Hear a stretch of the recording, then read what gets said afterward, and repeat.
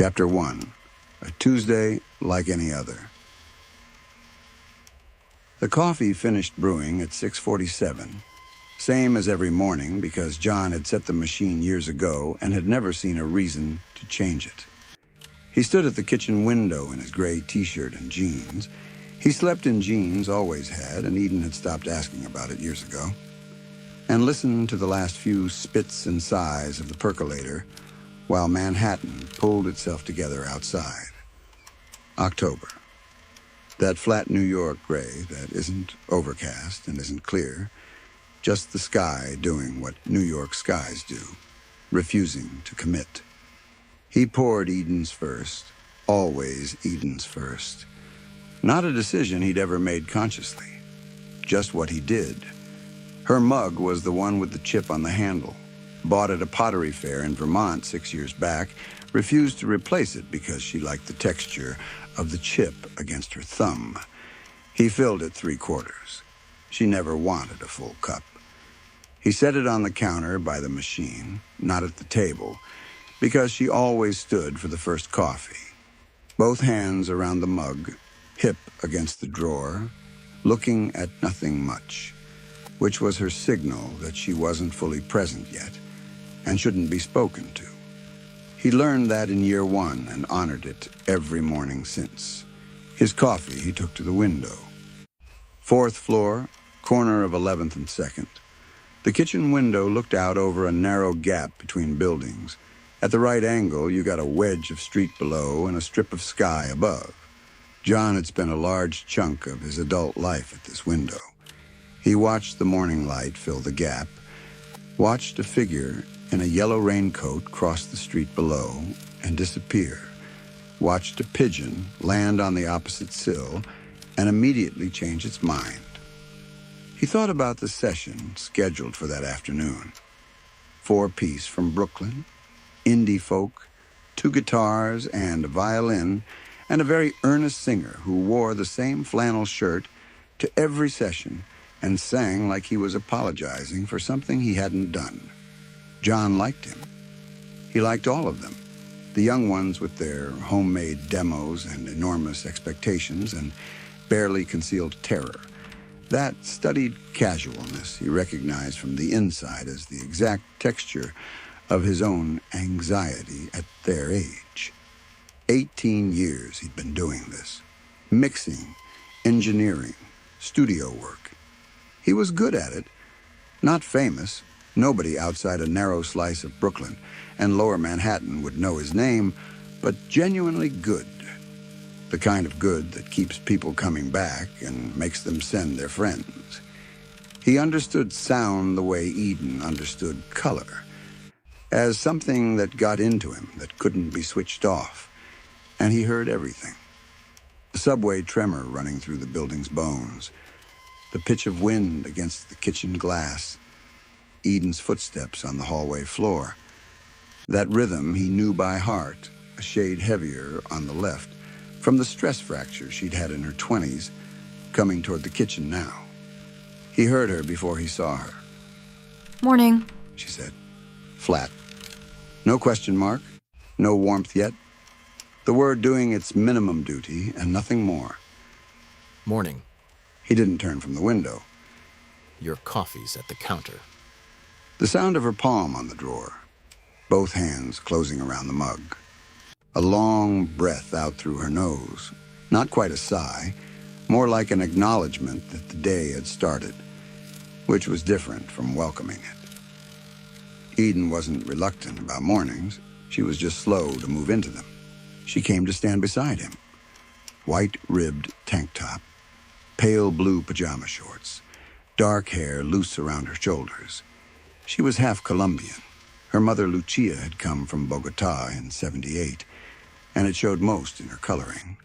Dark hair, warm olive skin, dark eyes that could go perfectly still when she chose, which was often. Jon had spent years learning not to mistake that stillness for absence. Eden was never absent. She was always watching. They both looked at the pigeon. It sat on the opposite sill with an air of grave deliberation. He's back, Eden said. Every morning. He must live there. Or he's got nowhere else to be. Jon studied the pigeon. We've got that in common. She turned to look at him, slow, unhurried, deciding whether to go after the deflection or let it lie. She let it lie, turned back to the window. They stood there together for maybe 4 minutes, watching the city grind to life through their narrow strip of sky, not needing to say anything. That's 20 years from the inside. Not the big moments, the fights and the reconciliations, the days that feel like turning points. It's two people at a window on a Tuesday morning, watching a pigeon, drinking coffee that's still a degree too hot, the weight of a shared life, the texture of it, the way it settles into your bones so deep you stop noticing it. He loved her so much it scared him sometimes. Not often. Not enough to interrupt the morning. Just sometimes. A wave of something between gratitude and vertigo. The sudden raw awareness that he'd been given this life, this woman, this kitchen, this view. He hadn't done anything in his careful, overcautious life to earn it. He'd just been lucky enough to say something half funny in a bar 20 years ago, and she'd been generous enough to laugh. The wave passed. The fridge hum came back. The city outside filling itself with noise. He heard it all with the sharpness that was his gift and his curse. He could not hear things. And it was all in order, all in its expected registers, all telling him that the world was proceeding on schedule. Except for one thing, he couldn't name it. It wasn't a sound. It was more like the absence of one. A gap in the morning's frequency that didn't belong there. A half-beat of silence inside the city's noise that reminded him of the moment before feedback when you know what's coming but haven't heard it yet. He blinked, adjusted his grip on the empty mug, looked at the pigeon. The pigeon had gone still. It sat on the opposite sill with its head tilted to the right, as though listening to something Jon couldn't pick up. Then it spread its wings and dropped off the ledge and was gone. Jon watched the empty sill for a moment. I'm going to get the second pot going, He said. I'm good. I know. I'll make it anyway. A small sound from her. Not a word, but the shape of fine. Jon went to the coffee machine, and the morning continued, and that gap in the frequency closed over itself, and he forgot about it almost before he'd properly registered it. He wouldn't forget it later. They ate at the kitchen table. Eden had her art supplies out in the corner, always someplace in the apartment. Her supplies, the constant evidence of who she was, high school art teacher, 14 years at a school on the Upper West Side. By any standard that truly mattered, she was one of the best people in that building. She didn't talk about the work the way burned-out teachers talk about it. She talked about it the way she talked about the chipped mug, with the direct care of someone who's found what they're good at and chooses it deliberately every day. This morning, she was sketching while she ate.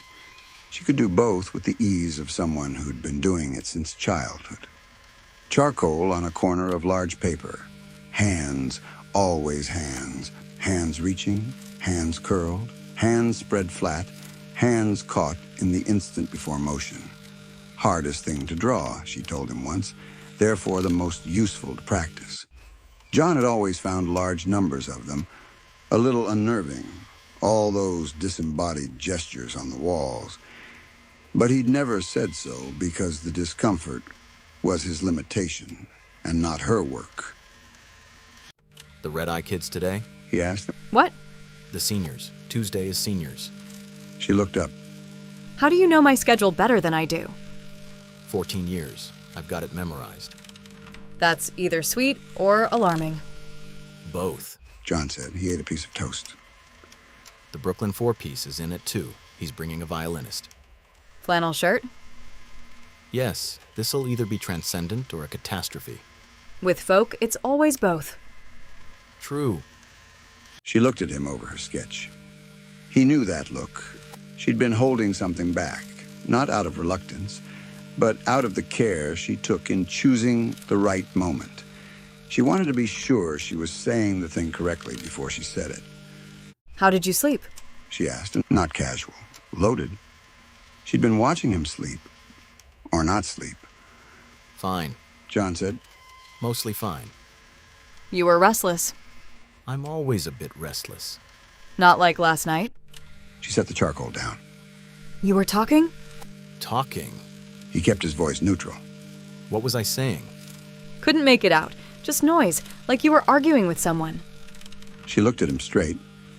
That artist's look, measuring, taking accurate account of proportions.